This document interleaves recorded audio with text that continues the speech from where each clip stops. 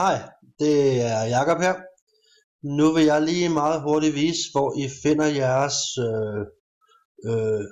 link til TopShare Global. Hvis I har lyst til at promovere TopShare, så går I ind i referral-program, klikker her, trykker banner ads,